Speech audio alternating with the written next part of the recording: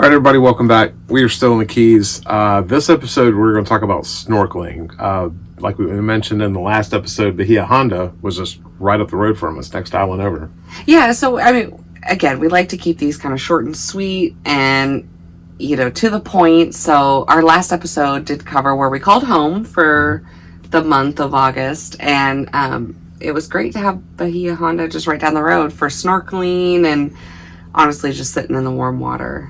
And it's a great place, for beginner snorkels or snorkelers, or if you're experienced but you haven't done it in a while like us, to get out there and get familiar with your equipment again. Yeah, just having the mask on your face and this and that and the tides and the ocean water, it's just, it was shallow in some parts, but a little deep in others. Mm-hmm. But I think the other thing that we noticed to be really careful of is there is some of the protected grasses and rocks, and so you do want to be careful where you're stepping. Putting your feet down. And there's also out there, you're going to see all kinds of stuff. You can see seahorses, if you're lucky, a shark, barracuda, whatnot.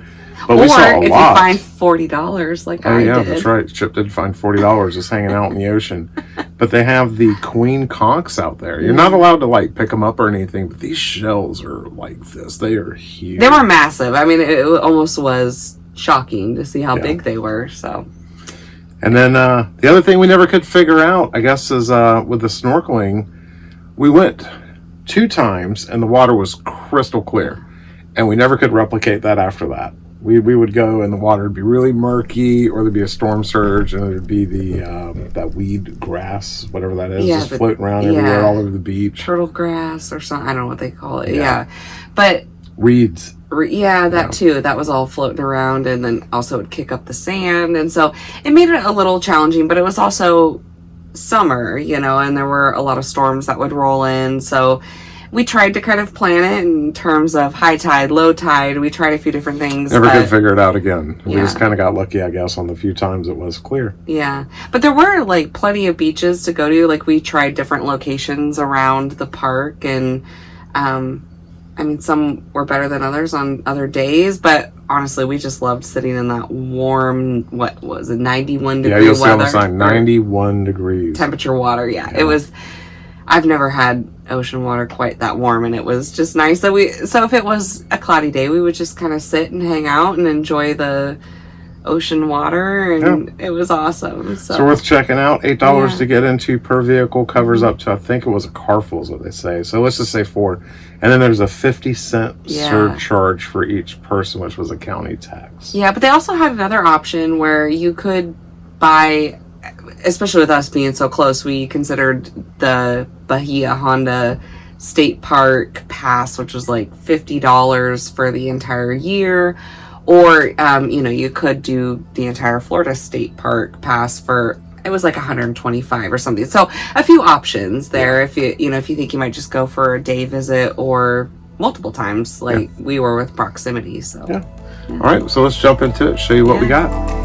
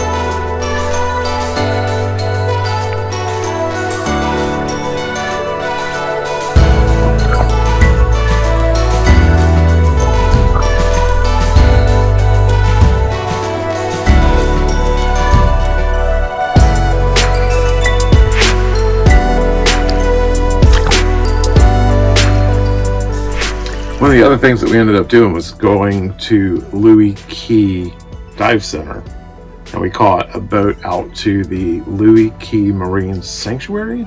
Reef and Sanctuary or something like that. Yeah, so, from our campsite, it was only about maybe a 30-minute drive, and it was a resort, and they had a bar, a tiki bar, a pool, all this stuff. But they also had a dive center, and they did daily charters from, it was actually on Ramrod Key, and they would charter you out to the Looe Key sanctuary and reef or whatever it was. So, and that was pretty cool. Yeah. Once again, the water was warm.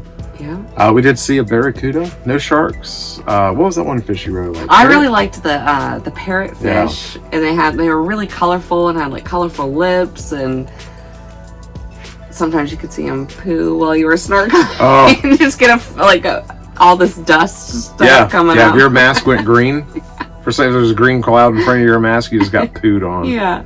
Ugh. But they were fun to watch. They were like actually pretty massive, and it was fun to watch them feed and move around. And it was nice. There was a lot of other boats out there, so it's obviously a popular dive and snorkeling spot. It was a quick trip at like maybe 4 hours, and got some snorkeling in, and the boat ride was nice. So wasn't bad. Yeah, it wasn't crowded either. We got lucky with the time of the year we were there. Yeah. So let's show you all what that's all about. Yeah.